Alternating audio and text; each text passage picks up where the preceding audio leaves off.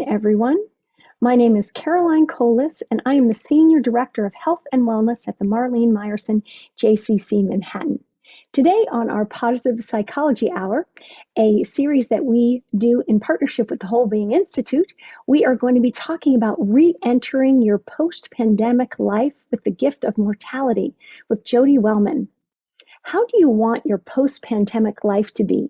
As we are re-emerge from our COVID-19 cocoons, we have a once-in-a-lifetime chance to edit our lives to reflect our shifted priorities and sharpened values. The secret is out that we're all living on borrowed time. So the question is whether we're stuck on autopilot or whether we're living regret-free lives that we'll be proud to look back on from our eventual deathbeds. Shining the light on our scarcity of time helps us get clear about what matters and is likely characterized by your last 15 months. You might have more than 2,000 Mondays left until your life calls it quits, or only 20 to go. How do you want your thousands, hundreds, dozens of weeks to be? The practice of memento mori, the Latin phrase for remember we must die, has the profound potential to wake us up, to reinvigorate our lives with urgency and meaning. Today, we are going to be integrating the science of positive psychology and talk about how we can be more mindful about living wider, I love that, and deeper without a Monday despair. And we'll explore ways to reframe, savor, and appreciate what COVID-19 has made clear to all of us, that using those lessons to live with even more aliveness through 2021 and beyond is valuable. Jodi Wellman is a speaker, coach, and facilitator on well-being and living lives worth living. She really just wants people to die happy, well, live happily and without regrets, while cleverly beginning with the big end in mind. With 17 years of corporate leadership experience, Jodi has led private CEO advisory boards and coaches executives, and normal people too, on how to work well and live even better. She is a certified professional co-active coach, CPCC, and an ICF professional certified coach, PCC, and she has a master's of applied positive psychology from the University of Pennsylvania, where she's also an assistant instructor. And she infuses positive psychology into all of her work, helping clients live squander-free lives while they're lucky enough to still be above ground. Welcome to the call, Jodi. Thank you so much for being here. I'm going to spotlight you. And you're calling in from Chicago? Hello. Yes, I am in Chicago. And thank you, Caroline, for the intro. And I am really, truly excited to be here. Awesome. Yeah, I'm just giddy to get started. I just wanted to ask, again, for our listeners, how did you encounter the Whole Being Institute? Was it your start to positive psychology? You know what? It was one of my early starts. So I took a positive psychology coaching program with Linda Wallace, which was just dynamite. I was actually using it for some extra continuing education credits. And I realized that it was one of the very best things to get a huge foundation on positive psychology. So big fan. Yes. And so and I've taken a class with Linda Wallace. Everyone can't recommend the Whole Being Institute enough. And I'll put some information in the chat about some upcoming courses as well. Jodi, let's go ahead and get started. I know you have a wonderful PowerPoint, so I'm going to let you begin. Okay, I'll do the mechanics of sharing. And as always, we'll keep our fingers crossed that it shares. I think it shared. We're good. Yes. Well, hello. And I do want to say to those of you who have tuned in, and then I guess to those of you who are watching later, congratulations for taking an hour out of your life today for your own personal development. I just think we all deserve, quite frankly, a pat on the back for advancing ourselves. So, and I'm excited to be here to have this conversation with you. So thank you for the introduction, Caroline. You already know who I am, but what you don't know is that I have 1,989 Mondays left in my life if I play my cards right. More on that soon. I am a recovered corporate executive shifting into coaching, and I am really motivated to help people, including myself, live lives worth living. And so my mission in life ultimately is to help us live squander-free lives while we are lucky enough to be above ground, because I think we're all aware that we're prone to take our lives for granted. At least I know that I am prone to doing that at times. Everything we talk about today will be rooted in the science of positive psychology, which is the scientific study of what makes life worth living. I've always loved the ring of that.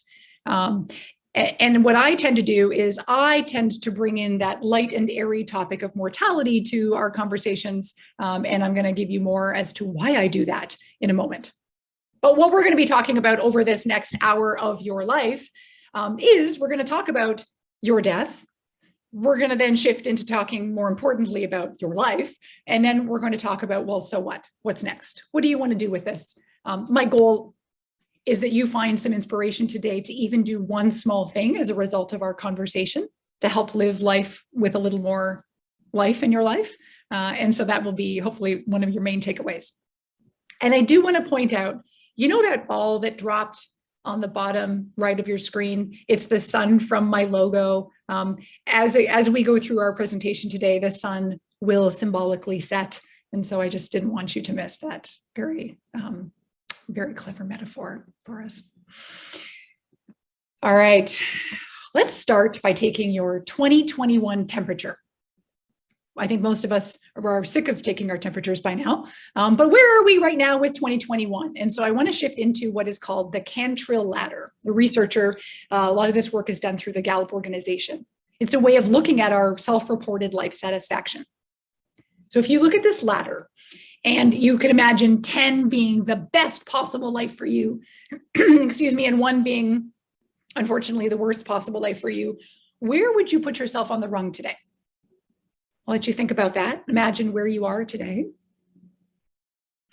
And then I would like you to imagine where you think you will be in 5 years.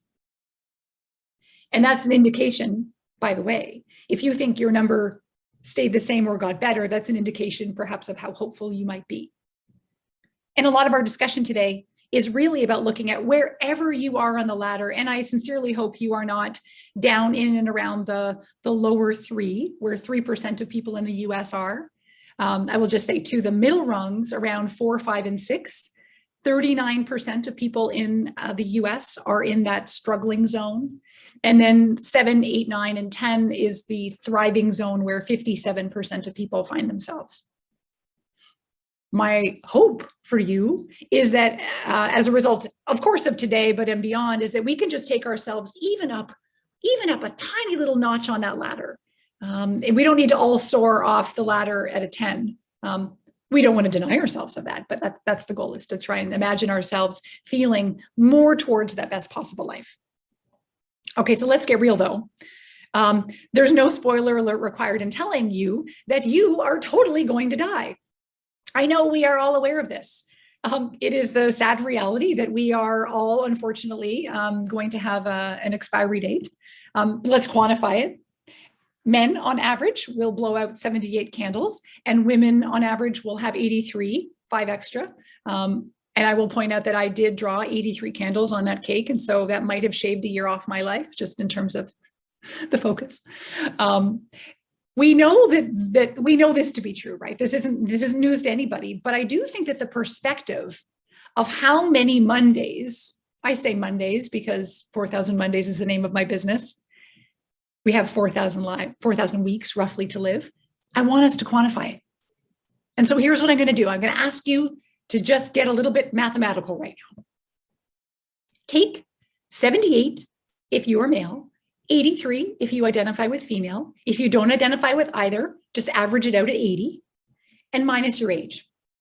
And then I want you to add in a bonus year just because you're part of the JCC here and you're going to that's worth a year of your life extra. And then you're going to multiply it by 52 weeks a year. And that gives you your total number of Mondays left. And so for some of you, you might have access to a calculator, maybe it's on your phone, or maybe you're just one of those types that could do it in your head. But at any rate, I want to get a little bit nosy. And if I could ask you, if anybody wants to share it in the chat, your particular number of Mondays left. I mean, I shared mine. You can share yours. I would love to just see as a range where some of your Mondays are. And you don't have to share, just if you're feeling inclined. And so where this comes into play is that we roughly have 4,000 Mondays. And so whether you have 260 Mondays left, or 2,600, Or like my dad, who is 83, he did this calculation and he has minus 260 because he is over the estimated amount of years men will live. The idea here is how many, not so much how many weeks you're going to have left, but it's how you actually want them to be. And the implication there is really strong. It's that we do have the ability to shape the time we have left. And I want to talk just a little bit more about then how this idea of looking towards the end is actually something that is helpful and not just morbid. And let's shift into that. So there's this quote that I've loved. Or before I tell you the quote, I'm actually just going to point out, because Caroline introduced the idea of memento mori to you already, which is the Latin phrase that means remember that we must die. And people have been using this for years, the idea of getting in touch with the end as a bit of a motivator. Steve Jobs said this quote that I've loved, and it's that death is very likely the single best invention of life. And he said this at his Stanford commencement speech address. And if you have not seen it, I'm going to insist that you watch it, possibly tonight, before bed, maybe. But it is a 20-minute, really, really rich message around how valuable death can be to wake us up to life.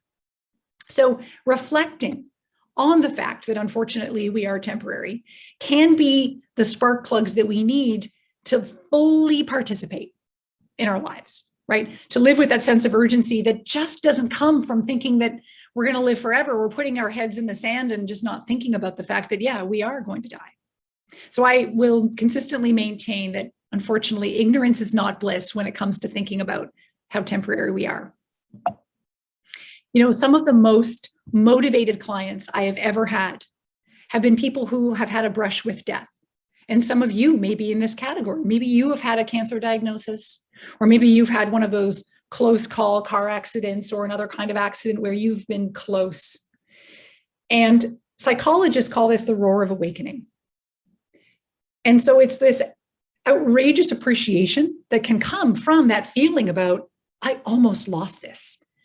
And these people have clarity about what matters and what, quite frankly, no longer matters.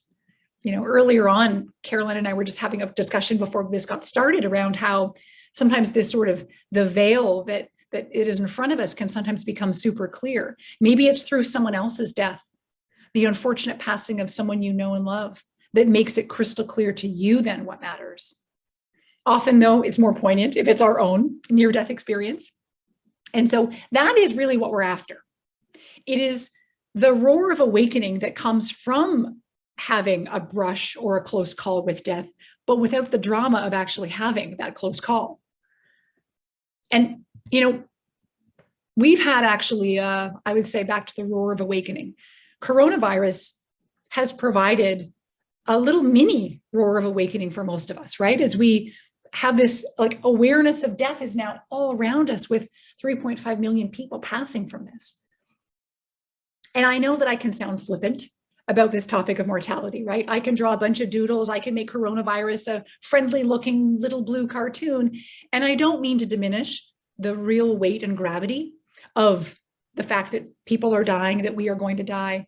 But I'm also not wanting to miss this really important opportunity in our lifetimes, that the wake-up call is here. And I feel so strongly that I don't want us to miss this opportunity to grab onto it and to use this as a catalyst. There's a quote from one of the psychologists I love the most. He's an existential psychologist.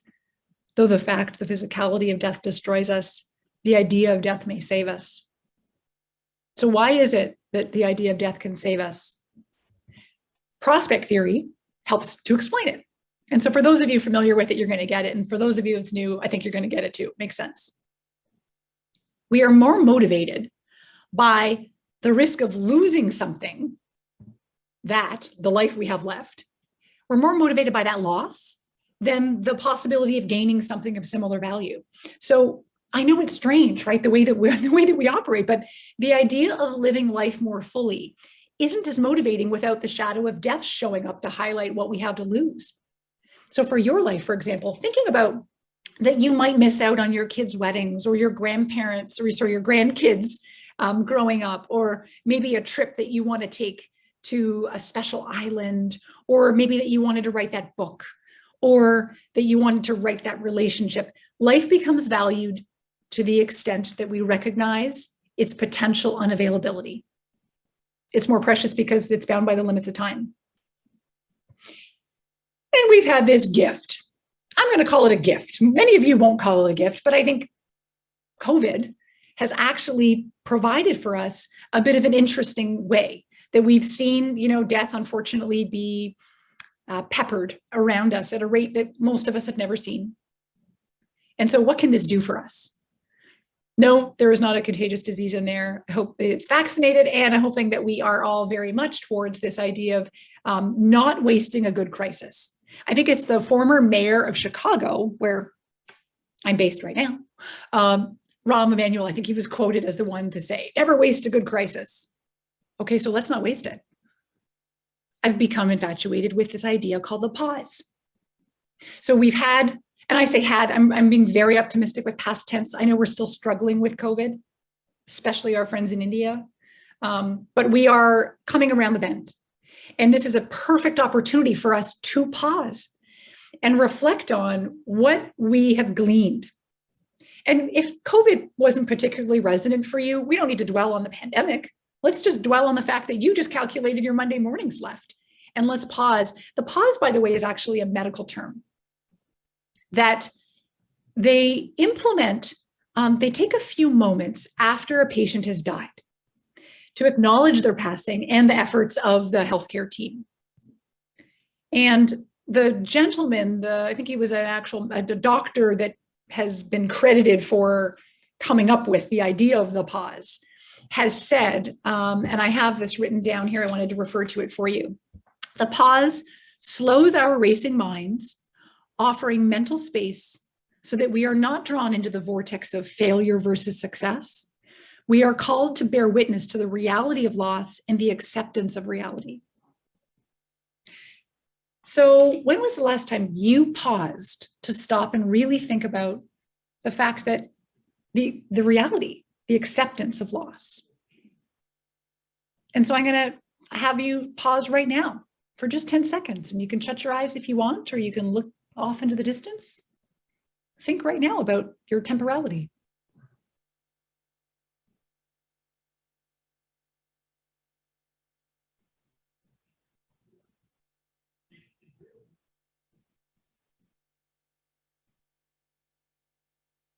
Okay, 10 seconds goes fast. My encouragement is that you do more of this, is that as Buddhists in their faith, they meditate on death. Many meditate 5 times a day and use that to keep it at the forefront, to not just accept reality, but also to savor what we truly have in front of us right now. And so if you think and reflect on maybe the fact that your world, the world has changed over the last year, and what does this mean for you right now? I think it opens up this idea that you are the author of your own story.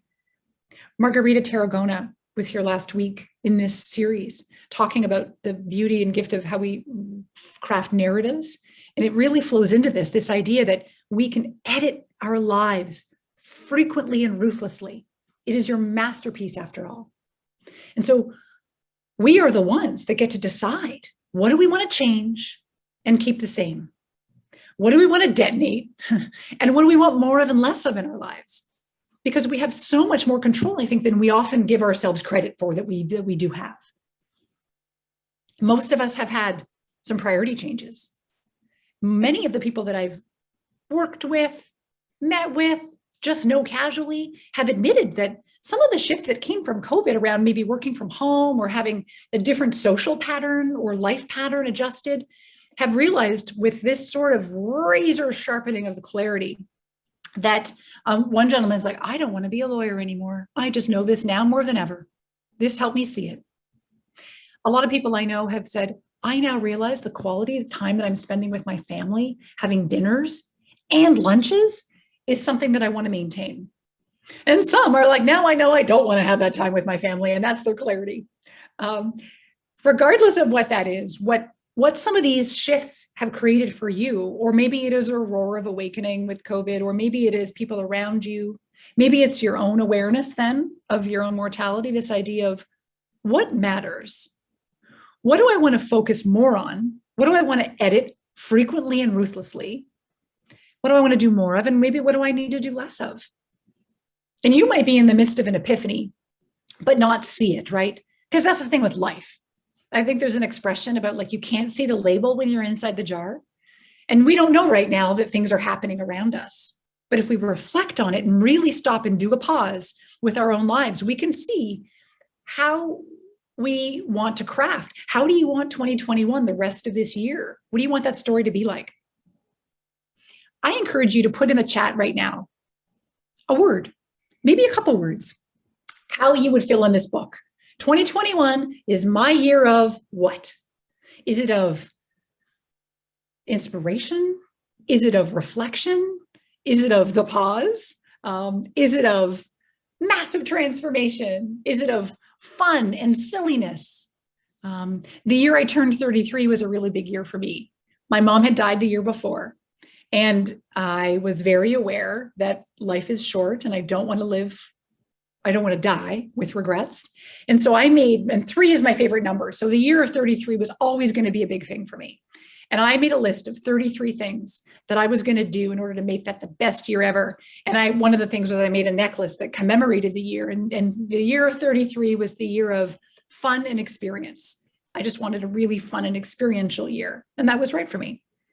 I'm going to read the chat now because you guys are talking and I want to see what you're saying. All right. So a couple of things: exploration, self-care. Oh goodness. Let's put our arms around that. Creative work. Gosh, exploration. Gratitude and action, going for the pond, not the swamp. I need to write that down. Wow. Gratitude again and some action. Action, getting online.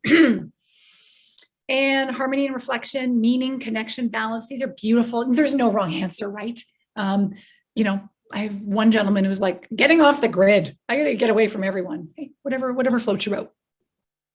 What we're really talking about here is living in such a way that we're going to avoid regrets. So to avoid getting all the way to the end and thinking about the paths not taken, what you coulda, shoulda, woulda done. And so I don't know if anyone is familiar with the book by Bronnie Ware called The Top 5 Regrets of the Dying. With my interest in mortality, of course, I gravitated straight to that book. And I'm going to whiz off for you the 5 regrets that this palliative care nurse really stumbled upon that people felt at the end. And I just want to see, do any resonate with you? So the 5th one, that people wish that they'd let themselves be happier. And Barbara Fredrickson, really fantastic researcher on positivity, is very clear. We have a lot more control to be happy than our genes, for example, or our circumstances like a pandemic provide for us. We can make ourselves happier. We can let ourselves be happier. I wished I'd stayed in touch with my friends. Many of us are lamenting right now through COVID that we've lost some touch. Is now the time for you to get back in touch. I wish I had the courage to express my feelings. I wished I hadn't worked so hard. I have to just take a sidebar. I was reading something again this morning, some research about regrets. And I love that there is actual regret research. And there's this thing called the Life Revision Index. And researchers have given this to people, in the senior years, and have said, if you could do it all over again, what would you do differently? And not surprisingly, a vast majority, more than half, said that they wouldn't have worked so hard. And even if you are now at your years where you're not full-time employed, are you applying that go, go, go, work, work, work to other things in life that you might want to maybe revise? And the number 1 regret, I wished I'd had the courage to live a life true to myself, not the life others expected of me. Isn't it amazing how we often align our lives to pleasing someone else, right? Initially, it might be our parents or a boss or a loved one or seeking the approval of someone else rather than what do you really want to do? So what might you regret on your deathbed? And I know this is personal, but I would love it if some of you might pop into the chat something that you think of right now that you might look back on. If you, for some reason, were to find yourself on your deathbed, and let's imagine this is peaceful and it's painless, and you're on your deathbed and you're thinking back of all the highs and all the lows and all maybe the missed paths that you take, the opportunities that you didn't take advantage of. What's an example of a regret that you might have? And a lot of research shows that if we actually tune into this, if we tune into the kind of the road that we're going down, that we maybe are not thinking is going to be the road we're proud of at the end, we have a profound opportunity to edit it. We can go in reverse and go back down another road, or we can get out and we can machete a new path. However, whatever metaphor works for you. Some people say that not overcoming my fear, and that is such a great one. I mean, that's so resonant for most of us, right? More unplanned experiences and more time with people I care about. Nancy, thanks for that. We're going to get to that in a minute. This idea about spontaneity is important for our human experience. Now there's just some comments. Many people, by the way, talk about regrets. People regret the things that they didn't do rather than the things they did do. And let that be an inspiration for you about that thing that you've been wanting to do. Whether it is a creative pursuit or a call or rekindling a relationship, it is never too late. All right, so what do we have next? Let's take a look. I love this quote about it's never too late to be what you might have been. And so how can this contemplation bring us back to life? Here's where we're going with this. Good news is we're living longer. When you look at your parents and their parents and their parents, the life expectancy is really impressively longer. But then the question comes up about, well, are we really growing a life in our years? I've always loved this quote by Ben Franklin. Some people die at 25 and are buried until 75. Ouch, right? That one really got me a few years ago and helped me to wake up a little more to where I realized I was asleep at the switch. I've drawn this life-o-meter, and it's this idea that if we can crank up the dial on living wider with vitality and deeper with meaning, what could that look like? And so I've come to look at life across two spectrums. Vitality is the width. And ideally, we want to expand our lives and make them wider when we stuff them full of experiences that are full of pleasure, full of fun, full of that breathtaking, undeniable life is getting lived around here. And it's that it ranges, right, from being in a Netflix coma, not vital, all the way to the end about feeling like, man, I emptied my tank. I get an A+ for participation. I showed up with enthusiasm and I did all the things. And I tried all the flavors of ice cream, unless you're lactose intolerant, etc. This is like the liveliest version you can live off there. And it is not to be compared with the thing we know, you know what I'm talking about, which is when we're living in autopilot. And we're going to talk more about that in a minute, when we slip into that like highly functioning zombie zone. And that is this. That is when we have a routine like every week, rice checks for breakfast. This is me, I'm admitting this. I have a routine and it gets a little mind numbing. And then it's like the same TPS report at work maybe, or the things you're doing every week. This is where the blurring of time occurs. This is where we fall into these ruts and routines, like the same news feed that you fall into, the same pattern on a weekend of this is what I do in the morning, the same lunch that you might eat, the same variation on a theme of date night, whatever it might be. When things are feeling the same, that is where there's an opportunity to infuse your life with more vitality.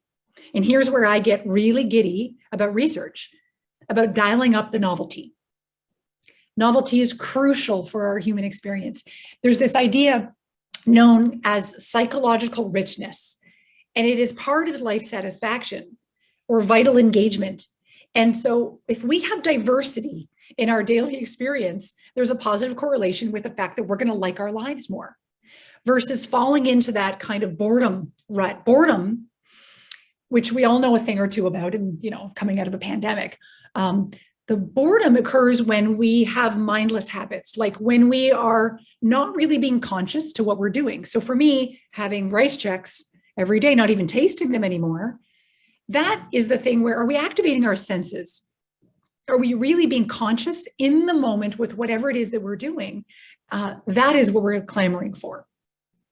And I have a silly calendar. I have a whole, you can get this from my website, 4,000 Mondays. You can download it for free. I do these silly things just to help us imagine ways we can have more life in our lives and be silly. So, for example, tomorrow is National Donut Day and Hug Your Cat Day. It is like my kind of day. I love donuts and my cats, so that's going to be a biggie for me. But maybe for you, some of you are going to enjoy the 14th, Bourbon Day, or you pick your poison, but this might give you some ways to have more fun.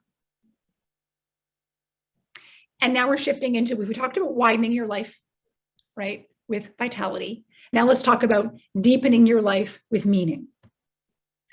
We make our lives deeper. This is a really big, heavy hitter in the world of well-being, right? This spectrum ranges from feeling empty and purposeless to feeling totally fulfilled, like our lives matter more than all the fun experiences on the roller coasters and the pizza parties and, you know, the promotion and how much money we're making and all this stuff. It is about having connections to others, using our strengths, the talents that we kind of are given and born to be able to bring the world. It's about maybe expanding spirituality if that's something that's connecting to something bigger, belonging, helping, all great things. And this is a quote by none other than Michael Steger, meaning expert. Meaning provides us with the sense that our lives matter, that they make sense, and that they are more than the sum of our seconds, days, and years. I don't know about you, but don't you find that quote to be gripping? So a little more on meaning. This is something that I actually find fascinating and comforting. Meaning is often forged through fire. So suffering, loss, struggle, a few tears, that can be the very recipe for what comes together to create more depth in our lives. And so they say that adversity is this thing that can help orient us to a more presentful mindset, clarified priorities, that sometimes the trauma can create meaning, you know, in our lives. So for example, with COVID, you know, first we try and make sense of it, sense making, and then we shift to meaning making. And so what meaning can we elicit from your version of the pandemic? What meaning can you elicit from your tapping into this idea today that I'm kind of poking you here with a stick about the fact that we all have a limited number of Mondays, a limited number of years left, experiences left, opportunities to feel depth with meaning. What does that mean to you? And again, that's the encouragement that if we stop and take this moment to pause, that's where we can come back in touch with it. So let's put all this together. We've got the widening vitality, deepening meaning, and of course, there are 4 quadrants, and you know I'm going to fill them in. And so here's my model, and I want you to identify if you, for example, had to plot where you would put yourself on this. I want you to determine where it is in a minute. So if in your life you have a ton of pleasure, a ton of vitality, but not a lot of meaning, you know, that's vitally empty, right? If you are feeling not a lot of depth and not a lot of meaning and vitality, that is unfortunately the dead zone. Again, you can be in shades of this and it does not feel comfortable. We've all been there. You can have a reality right now where you've got a ton of meaning. Maybe you're looking after loved ones, maybe you're homeschooling, maybe there's a lot of stuff where you've got meaning, but you're just feeling like you do not have a lot of vitality. That's meaningfully bored. Not a lot of joie de vivre. And the place where we kind of want to be is where you have an above the line amount of meaning and above the line amount of vitality. And then you're feeling astonishingly alive. And that, of course, is where we want to be. And that is, of course, where I want to qualify and say, oh my goodness, please do not confuse this recommendation to feel astonishingly alive, like up in the zone here, maxed out, maybe not. Because I don't know about you, but I feel like there's a lot of pressure out there that we have to live these big, grand lives, right? Like life in all caps, blinking in colors. And I feel like between social media and all this pressure that we need to live life to the fullest. And I'm the first to recommend that we live lives to the fullest, but I think it needs to be relative to the life that you've got going on. Like life is already kind of full. And so this does not need to be about pressure that if you're not living astonishingly alive at all the carnivals and volunteering all the time, that your life is now not astonishing. No. So I don't think it needs to be all caps. I also don't think that our lives, clearly are about the small L, where we're in any of the other quadrants, right? Maybe a little bored, maybe a little empty.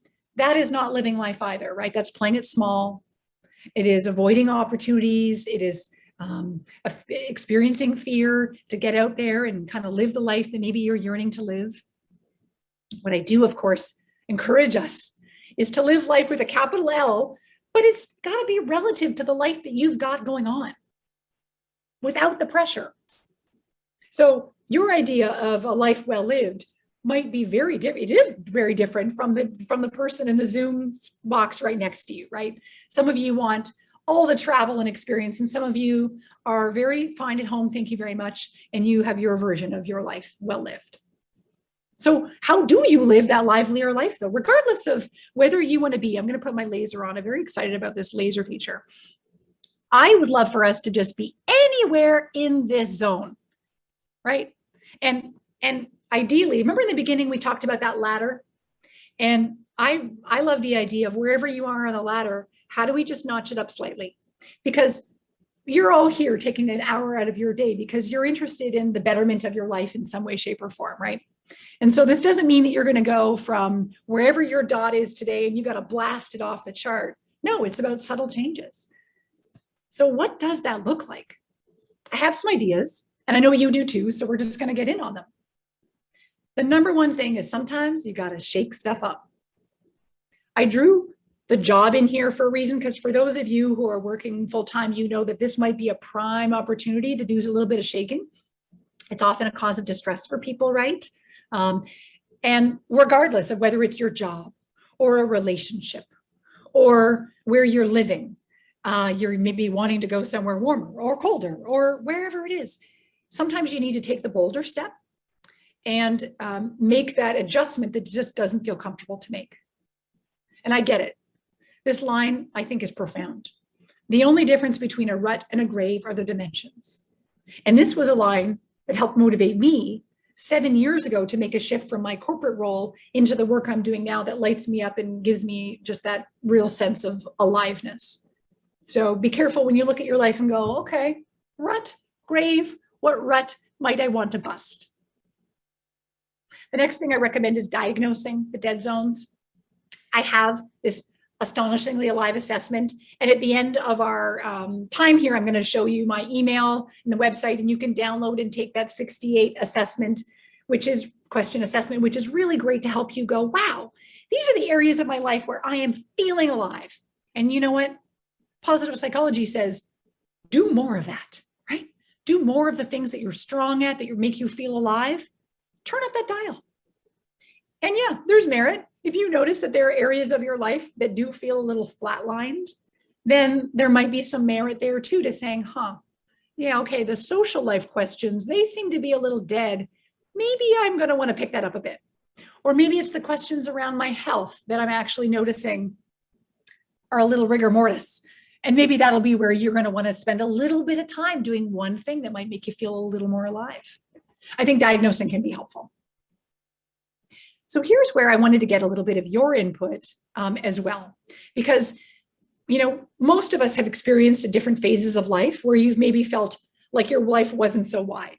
I admit my life, I promote all this stuff, and I know fully well my life has gotten nice and narrow over the last year, and I've been comfortable with it because I'm a bit of a homebody, but I know that I'm not widening my life with the experiences.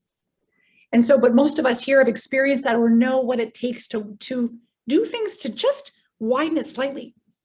Taking up a new hobby, like picking up art or any hobby, trying new foods, caviar anyone, a new drink, going on a picnic, experiencing something outdoors, having fun in parties when they're safe to do so, or playing games, anything that can widen your life. And here is where I would love to have you share in the chat or even come off mute if you could, and just share a couple of ideas maybe of where and how you can widen your life.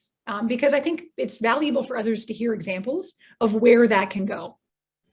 So I'm watching the chat. I'm waiting for a flood of vitality ideas. And again, these are the widening experiences of pleasure, fun, experience, sometimes silliness, but just living life in that way of like the joie de vivre. And feel free to come off mute and share some ideas. So I'm going to read some in the chat until you interrupt me. Meeting new people, learning a musical instrument. The number of people, by the way, that I know who have picked up a musical instrument during COVID has been astronomical. Taking classes, Zentangle at the JCC, I love it. Learning a new language, oh my goodness. I admire you. If your brain lets you do that, you are a champ. Putting on an upbeat song and dancing exuberantly for several minutes. Thank you, Rachel, for saying that too, because the idea here is that how can you activate all 5 senses? And that's the challenge. So for many of us, it is putting on music that we love. Like I will put on music on my, whatever, I don't know, my husband does that, I can't figure it out, but something like music that I loved in high school, because it totally brings me back and it's fun. We've got stopping and smelling the roses. Yes. Walking to new parks and taking different routes. That, Diana, is an example of the vitality that we need. If you go on the same route every day, great, I'm glad you're out. But what about trying a new way? What about, I'm looking at my window right now, I'm in a high rise and I'm looking down on how sometimes we'll go on a walk and we'll go down the alleyway and look at like the weird things about, wow, this is an escape exit. And I wonder, well, wow, this is the, yes, there are rats, but so be it. Savoring more giggles with friends, travels than we're starting. I love this. So these are great ideas. Just know, and I'm going to get to this soon, that we must never underestimate the impact of making small changes in the way that we experience life. And the reason I say this is this. Our lives are just collections of moments. It's one 5-minute increment at a time. Or, okay, we're here together for an hour. It's just this 1 hour of your life. And I'm hoping that this 1 hour is like it's a plus, not a minus for you. But if we can craft our lives, edit our stories, create these moments, this is about simply making a choice sometimes to make the next 5 minutes ones that we'll enjoy. And I'm giving you an example now. I have a client who has said, okay, I only read business books. I want to read a fiction book. I want to get back to a good old fashioned, like a silly, trashy novel or a good story. And so she now, instead of working through her lunch break, she now has a thing where she has a book. And for just 10 or 15 minutes, she'll eat her sandwich or whatever, and she's going to read a chapter. And she's like, that is the best part of my day. It's one small change. And that is then 15 minutes in her day that you can bet when she goes back and interacts with the very next person in her life, after she's had her sandwich and her chapter, she's a better version of herself. And I think we've heard of this idea about social contagion, that when you're in a better frame of mind and positive, you are a better person for the next person you interact with, that actually catches, and that person will be better to the next person as well. All right. Adopting a tree in Central Park and watching its changes. Judith, my mind is blown. I want to go do that in Central Park. Taking a road trip to a place near water and nature, getting to know the names of trees, plants, and flowers. Okay, because we're on a nature theme, I just have to say, there are some countries that doctors prescribe nature prescriptions. And there is so much evidence out there around the scientific benefits of outdoors, green space. Some people are calling it green exercise. If you can get out and do any kind of movement in an outdoor area, it is one of the fastest 5 to 20 minute boost you can give to your well-being of almost anything out there. The connection to nature, even for those of us that are not outdoorsy people, there is something about it. And even, this is a stat that I've just fallen in love with because I'm getting into birds. Anybody a birder with me? I don't know. Tell me in the chat if you also are finding birds to be just the best. A 10% increase in the bird population around you. So if you go to a park where there are more birds, or a nature preserve, or you go on a bird watching trip, that increases your well-being to the extent that is equal to or more than getting a raise at work of similar value. Sold. Joanne, you love birds too. All right. So these are all great ideas about widening our lives with vitality. Thanks for sharing. And so now let's talk a little bit about how you can deepen your life with meaning. these are some ideas because I just love to doodle, but we've got, and please start putting it in the chat. Your gratitude journal. Maybe you are connecting to something bigger than yourself. Maybe it's a spiritual realm. Maybe it is outdoors. Maybe it's activating your character strengths. So if yours is courage and you're like, I'm showing my courage, I'm being more courageous. Maybe it's random acts of kindness, being giving. Maybe it's learning something new. Hello, you're here. Maybe it is issuing a thank you note to someone. Maybe it's connecting with a friend. These are all great examples of how we can deepen the meaning. And so I see volunteering for something you care about is a great example, Alyssa, or Elisa, I'm sorry. And volunteering, by the way, I just want to share with you a quick snippet of a study that I find motivating, because I feel sometimes time pressed. Volunteering is amazing. And sometimes it just doesn't fit in. And then I feel like it's all or nothing. Like if I can't volunteer, then a study showed that the well-being benefit that you can get, and this is a little bit of a what's in it for me, but bear with me. Even if we make small room in our lives to be generous to others, like helping someone with their groceries, letting someone in if they are trying to get in the highway in front of us, those small gestures that help other people, if we consistently make room for that and then appreciate that we've done that, that provides to the giver the similar well-being boost as if you go to the soup kitchen every week. And so from a living life and feeling wider and feeling, in this case, feeling deeper, please don't feel like you need to commit a large amount of time. If you can commit, great. If not, you're still going to get a boost. So we have intentional daily pause, and we've got binoculars help with bird watching. I love it. Driving to those who can't, to restaurant and to a grocer. Anyone want to share? You can come off mute and share an example maybe of how you have deepened your life in some way, maybe, or found more meaning, even through loss or adversity through COVID. I'll pause for a second.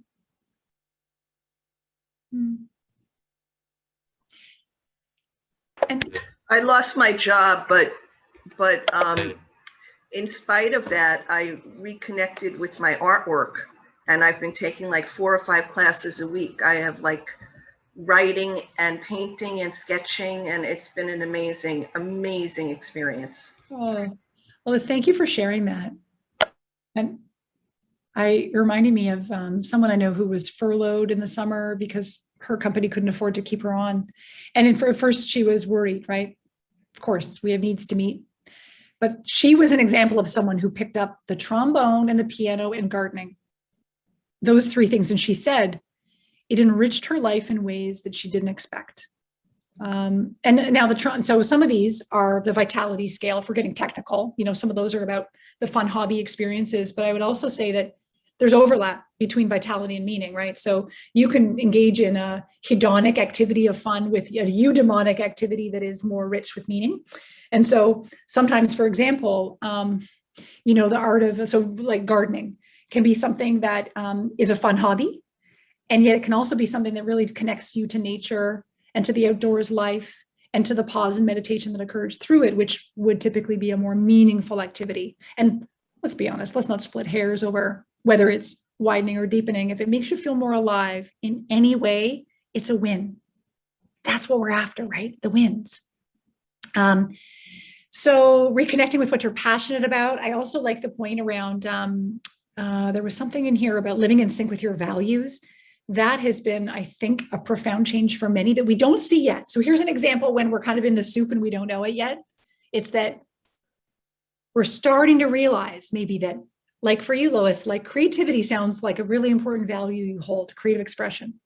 And you weren't given the time of day, maybe less time than when you were working. And now that it allowed you to get in sync with something that maybe mattered more, or maybe having, more courageous or honest conversations, because now hey, you know what, life's too short. I'm gonna have the conversations that matter. I would say, Ivy, I'm encouraged by your statement about ending a toxic relationship. And sometimes, like I said, if there was okay, I'm going to scroll to it because I'm going to try and be fancy with PowerPoint. The idea about some things in life where, here we go, right here. Sometimes you want to, like, what do you need less of? What do you need to detonate? Sometimes it is that. Sometimes they are, like, again, have you shake stuff up, maybe leave the job, leave the relationship, leave something. Working out with a trainer at the GCC 3 times a week and on Zoom, that has a profound impact in so many parts of your life. Calling your cousin each week to speak each week at the time she used to speak with her sister, that is beautiful. Helping pet sit for neighbors as a favor. And again, I'm going to be clear that sometimes this is about one small thing. I think we are in worlds of extremes. And I don't know about you, but sometimes it's like black or all or nothing thinking, right? I got to be doing it.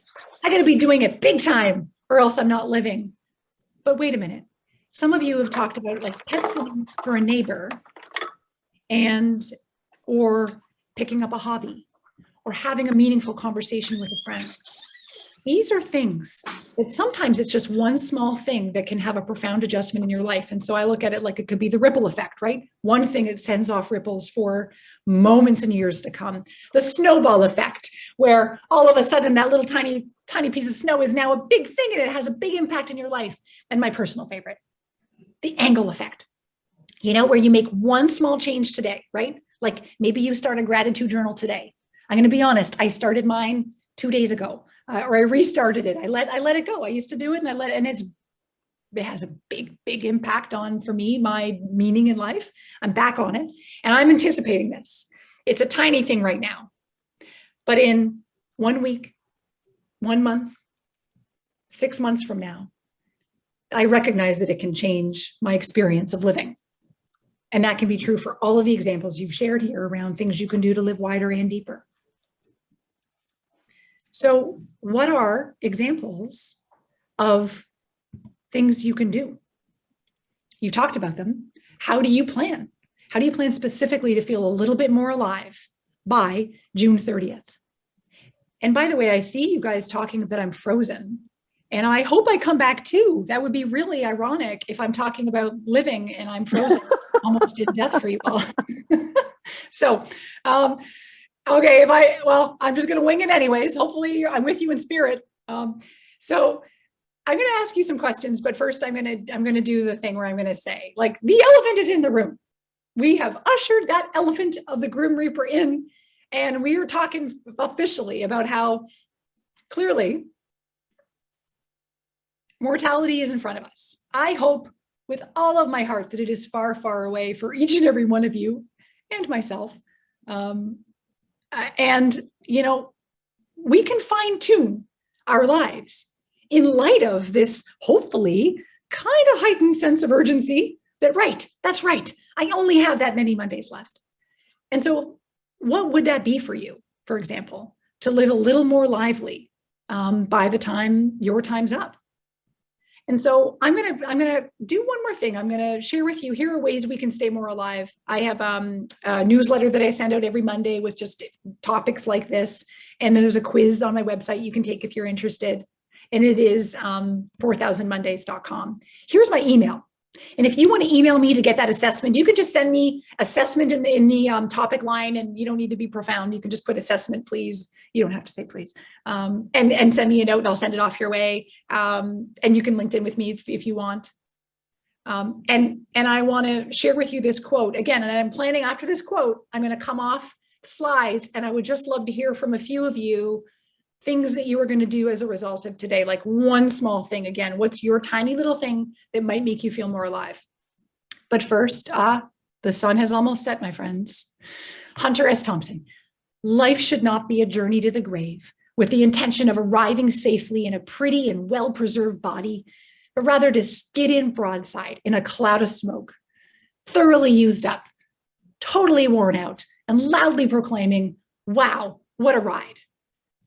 Whew, man, quotes, man, don't they just grab you? So here's my question for you as I come off for the last few minutes here is, how do you plan to feel a little bit more alive? Which, guys, is in 27 days. So within 27 days, how might you plan to feel a little bit more alive? I'm here with you. I also can see that I have no face on my screen here, which is bizarre.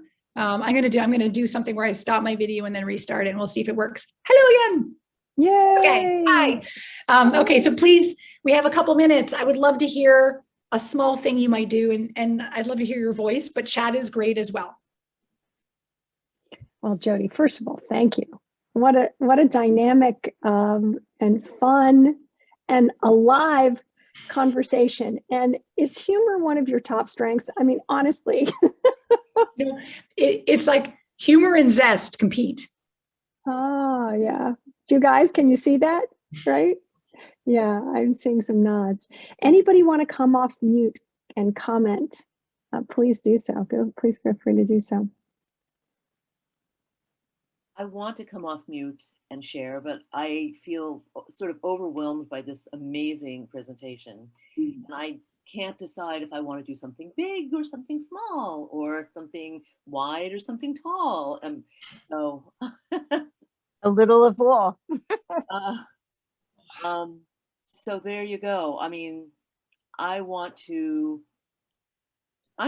explore Central Park more. Beautiful. That's doable. What? Yeah. What? Yes. While I wait for the next person to come off mute, can I please comment that there's this idea about imagining you're going to move and treating yourself like a tourist in your city. Like if I was to be leaving the city in 6 months, what are the things I would absolutely want to savor before I go? So Central Park, for example. And that is kind of a fun way, even if you're not planning on moving at all, be the tourist. And then it's kind of like, well, be the tourist in your own life, right? If you knew your dates. What's really great about the pandemic is that I live half a block from Central Park. So I've been able to start to go. I use it a lot now, but I have a route that I take, which I love. I love my route, but it has become kind of a habit. And so just the other day, I found a whole new part of the park I never even knew existed. And I'm going to do more exploring. And it is pretty wonderful.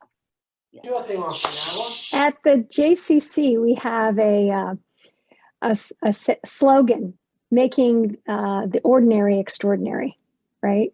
And that's what it reminds me, Alyssa, when you were talking about finding a place to walk. And I find that true.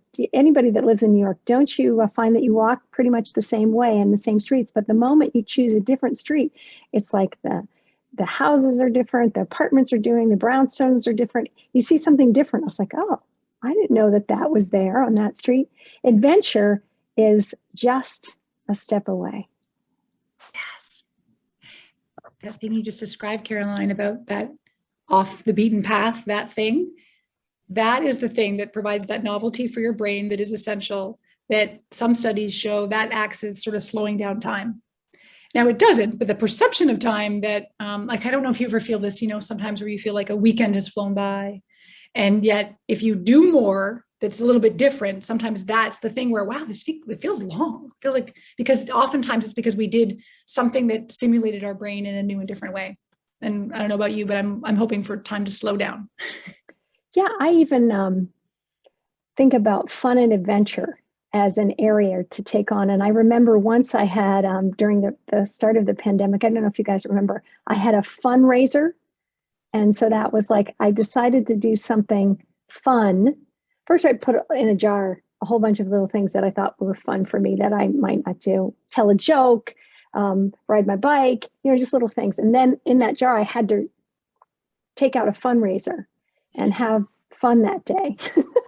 Oh, I had to plan in my fun. Oh, well, I am bursting here because, Carolyn, first of all, I love the idea. But secondly, I don't think I've made clear the idea about planning or fun. And so much of this seems like it's less glamorous that we have to plug in time in our calendars to live. But you know how sometimes it's like you won't connect with a friend unless you make that date to get together, or for a date night, or for a traveling vacation. Good intentions. I always think that they say the road to hell is paved with good intentions. I think that the road to our grave is paved with brimmingly full bucket lists of things that we kind of wanted to do but didn't. And they often only get done if we actually do the thing where we say, okay, Thursday between 3 and 4, I'm going to go to Central Park. Yeah. I say my calendar is my big boss. Ooh. Right? So if it's in my calendar, it gets done. And I don't know about anybody else, but if it's not in my calendar, it doesn't. Yeah. Yep. Well, this has just been wonderful, Jodi. Any final thoughts that you have for us? I mean, you've given us so much. Nancy says, I'm going to do something playful each week during the workday. That's a great one. And then Alyssa says, The Ramble, a new discovery. And Jodi, can you share with us your email? Okay. Of course. I just popped my email in, so thanks for asking for that. And I just want to know, what is the Ramble? Oh, okay, you guys. Alyssa, do you want to, tell her. New York, I mean, the thing about Central Park that's brilliant, I mean, really brilliant, is that each little part of Central Park is utterly different from another part of Central Park. The Ramble is this little area between 81st Street and, I don't know, at the lake, so 76th or something. And it's just these little teeny tiny paths. It's like little teeny tiny paths that crisscross, and it's covered with I mean, the at this point in time, the trees just overhang, and you feel like you're going through these little foresty places. There's no grass. It's not like these big wide meadows of grass. It's just this little forest. It's just beautiful. And it's been there all this time, and I've lived in New York most of my life, and I never knew about the Ramble. So if you haven't been to the Ramble, you've got to go. It's just gorgeous. And I can't wait to see what it's like in wintertime when there's snow.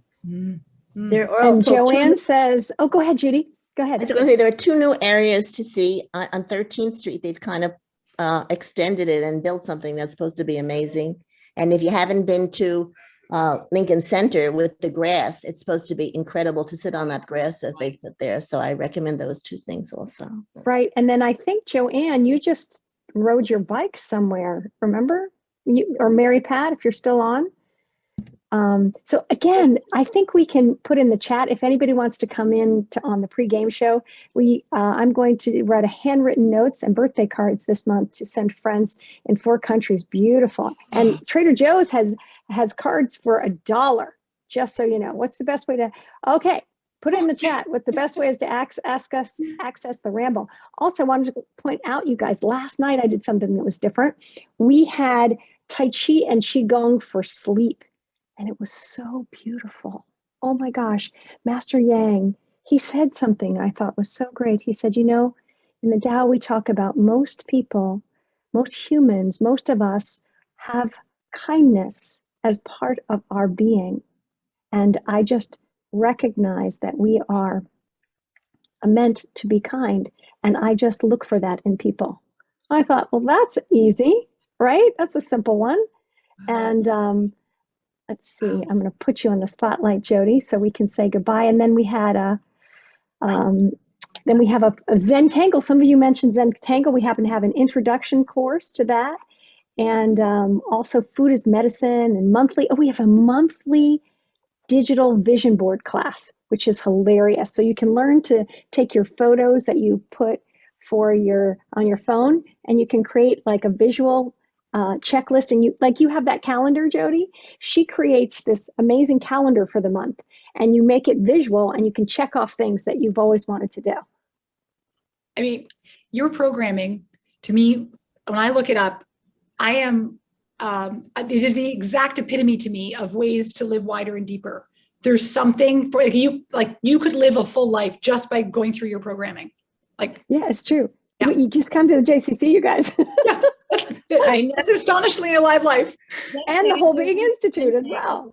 All right, y'all. I could spend the whole day with you, but we've taken up, we've gone over a little bit. Jodi, thank you so much for this evocative and humorous conversation. I'm going to take you all off mute, and you can say goodbye to Jodi. Thanks so much. It was great. Thank you, Jodi. Thank you, Jodi. Thank you. Thank you. Have a great weekend. Bye, We'll see you next week. Say goodbye to Phoebe. Thank you. You're welcome. I will. I'll say goodbye to Phoebe. Thank you. Bye-bye. Bye-bye.